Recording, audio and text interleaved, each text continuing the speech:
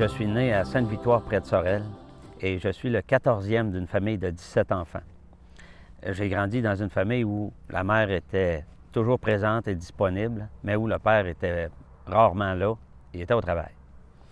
À la maison et à l'école, jeune, j'ai appris les prières qu'on récitait, et pour moi, j'en avais du respect, ça me semblait bon, mais c'est quand je les disais que ça se gâtait, je faisais pas le lien avec mon cœur.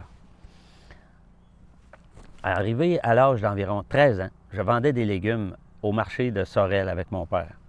Et un homme qui avait une table en face de nous m'a fait venir et m'a demandé, si tu mourais aujourd'hui, serais-tu certain d'être sauvé, d'avoir la vie éternelle?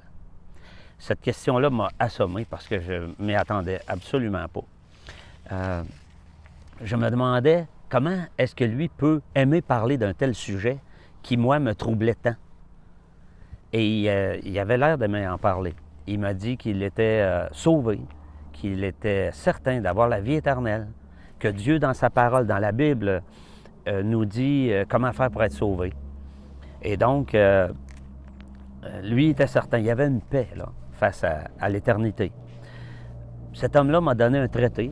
Il m'a parlé de la Bible un peu. Et je suis parti. Puis, arrivé un peu plus tard, en allant à l'école, j'avais un long trajet d'autobus et je me questionnais sur le sens de la vie. Dans ces années-là aussi, dans ma famille, on a eu beaucoup de remises en question sur les valeurs spirituelles. Ça a discuté abondamment. Et ma mère m'a donné un Nouveau Testament. Dès que j'ai commencé à lire le Nouveau Testament, j'étais émerveillé de voir la simplicité qui s'en dégageait, comment Jésus se révélait à nous. Et je comprenais très bien aussi que personne ne pouvait se comparer à Jésus.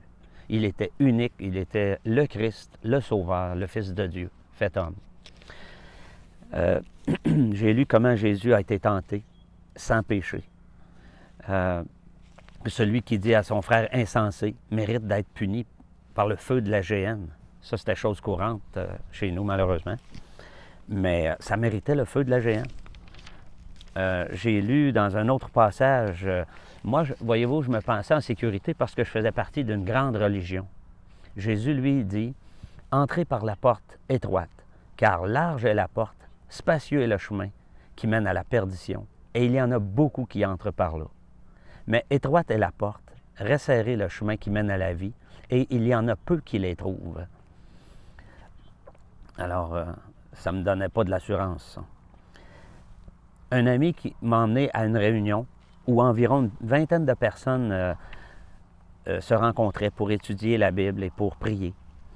J'ai remarqué que ces gens-là ne disaient pas des prières toutes faites, mais ils parlaient à Dieu. Et ils demandaient des choses à Dieu, comme on parle à un ami de qui on s'attend de recevoir quelque chose. Et ils connaissaient ce Dieu-là. C'était différent. Le conducteur, quand il enseignait, les gens suivaient avec la Bible pour voir si ce qui était enseigné était conforme à la parole de Dieu. Et puis, il y a un verset, entre autres, qui m'a bien touché. C'est « Car le salaire du péché, c'est la mort, mais le don gratuit de Dieu, c'est la vie éternelle en Jésus-Christ, notre Seigneur. » Là, je commençais à avoir la possibilité d'être certain d'être sauvé. Mais toute cette façon de penser était tellement différente de ce que j'avais appris jusque-là. Là, par contre, j'étais conscient que c'était la Bible que je déballais jour après jour quand je la lisais. Après 7 ou 8 réunions, celui qui enseignait est venu me voir et il m'a demandé, « Vital, serais-tu certain d'être sauvé si tu mourais ce soir? » J'ai dit, « Je ne le sais pas, je ne suis pas sûr. » Et il m'a dit un verset. « Je vous ai écrit ces choses afin que vous sachiez que vous avez la vie éternelle, vous qui croyez au nom du Fils de Dieu. » Alors, tu vois, il me dit, « Moi, je suis certain d'être sauvé. Toi, tu ne le sais pas. Et si je te le montre avec la parole de Dieu, vas-tu l'accepter? » J'ai dit oui. Et j'ai été bien attentif. Il m'a montré par des versets de la Bible que j'étais un pécheur, que je ne pouvais pas me sauver moi-même, mais que Jésus était mort sur la croix pour payer pour mes péchés et qu'il m'offrait donc le pardon gratuitement à moi coupable. Jésus est le seul qui puisse te sauver. Ce n'est pas la religion qui peut te sauver. Je devais simplement me détourner du péché et me tourner vers Jésus pour être sauvé. De mettre ma confiance en lui à 100% et sur lui seul. Et il m'a dit, si tu crois seulement, on peut prier. J'ai dit, oui, je crois en Jésus-Christ. Et puis, on a prié. Là, j'ai demandé à Dieu le pardon de mes péchés et la vie éternelle. J'ai reçu le Seigneur Jésus-Christ dans mon cœur, comme mon sauveur personnel.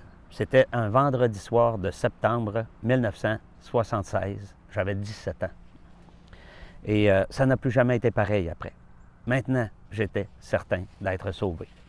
Et bien des années plus tard, j'ai toujours cette belle assurance dans mon cœur.